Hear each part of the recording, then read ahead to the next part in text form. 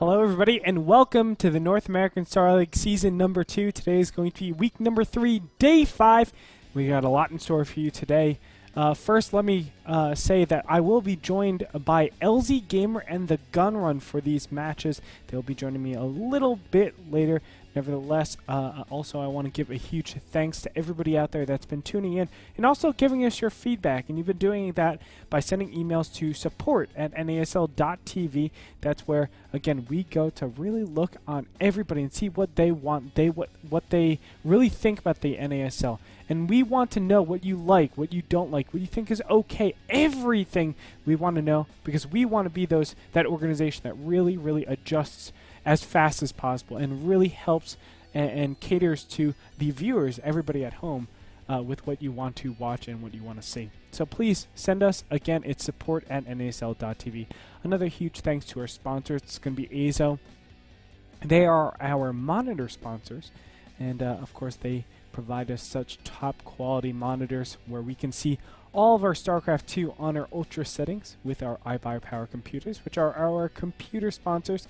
They're the ones where we can, really stress the computers as much as we want, because we know they're going to be able to handle it. So thank you to them. Additionally, thank you to Kingston HyperX for sponsoring the matches to Remember This Show matches that they and we both feel are going to be really cool. That being said, let's go ahead and get down to the game. So let's first look at what we have in store for us today. We have QXE versus TLO as match number 1. Match number 2 is going to be Hasuabs versus Tyler. And match number 3 is going to Moman versus TT1. A nice, quick, and short day, but still some great matches. But before we go into a huge analysis of them, let's first go to the maps. So the maps are going to be Belshir Beach, the Shattered Temple, and last but not least, we have a Zelnaga Caverns, a really cool one set of maps. Belshir Beach is going to be that long sort of macro map that we always see here and there. What really comes to my mind is going to be the high aggression, but sitting behind that aggression is going to be a lot of macro. A lot of times we just see completely defensive styles, especially with Zerg. They don't even go to attack until Mutas. But you got those Terrans that get command centers very aggressively, but behind that, or in front of that I should say, are also being very aggressive, whether it be Blue Flame Hellions, whether it be drops, little things like that, able to really shut down your opponent from overexpanding and also doing a good amount of damage. Moving forward, we do have the Shattered Temple, of course. We've seen this countless times, Shattered Temple in multiple tournaments, one of the most popular ones too, and it can be, it's argued it's one of the more balanced maps of the entire, of all maps in creation as of yet. I think the Shattered Temple does pose a really nice ability to go into those split map games, and you get to test your opponent's abilities, or the competitors' abilities, I should say, to see if they can do that entire set of microing, macroing, and multitasking all at the same time.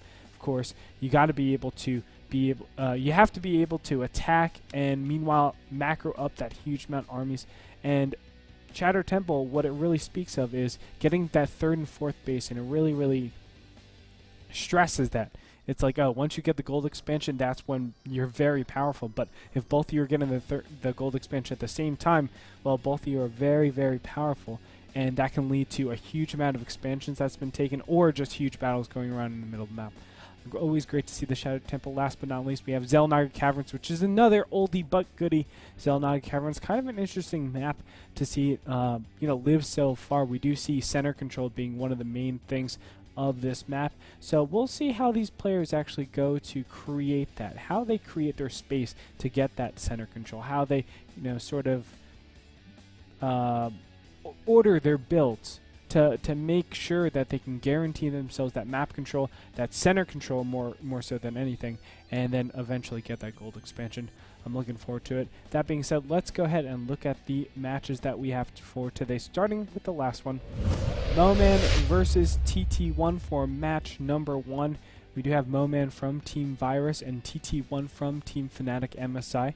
Moman, kind of that wild card, I would say. A lot of players don't really know what he's up to these days, well, in terms of his playstyle, because he's just so dynamic. We've seen him do a lot of cheeses. On top of that, we've also seen him do macro games, and it's really interesting. It makes him a very dangerous player. He can really take out anybody he wants to, you know, just because his style is so unique. We don't really see this type of style all the way up in the top tier, you know, echelon of the StarCraft 2 community. And, you know, it's a really testament to how strong Moman is, both in, you know, being that wild card in there and also having those superior mechanics relative to the entire StarCraft 2 community, I would say.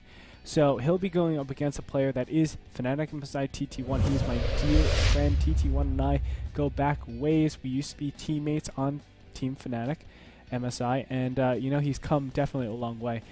Probably characterized by his macro abusive style, always looking to get the economic edge on his opponent. We'll see what he does with Moman, because I think TT1, knowing that his opponent is a huge wild card, he's probably going to play a little bit more defensive with his economy, which might work to TT1, or excuse me, might work to Moman's favor, because if he plays a macro style, theoretically, if TT1 plays a defensive style, then we're going to see Moman take that small little advantage, knowing that, you know, he will be ahead just due to the fact that TT1 is going more defensive. We'll see what comes of this. I think we're in for a really great series in that.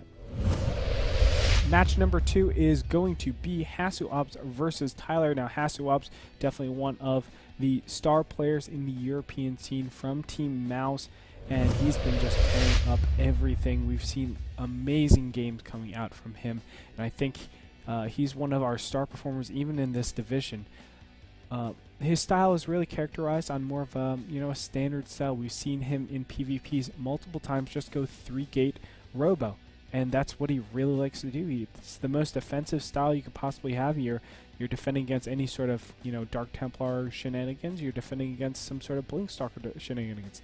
The one thing, though, knowing he is such a standard style player, it gives Tyler the ability to really take advantage of that, because getting the 3-gate robo, it is a little lackluster in terms of mobility. You don't really see a mobile army coming out. It relies a lot on that power, whether it be with the Immortals, whether it be with those Colossus. So we might be seeing a little bit of problem if Tyler decides to take that mobility advantage, whether it be Blinkstalker, expand, something like that, or just, you know, 2-gate robo, and then he goes for expansion and goes for the 3rd gate. Just a defensive style, but because you have the defender's advantage, you will be ahead.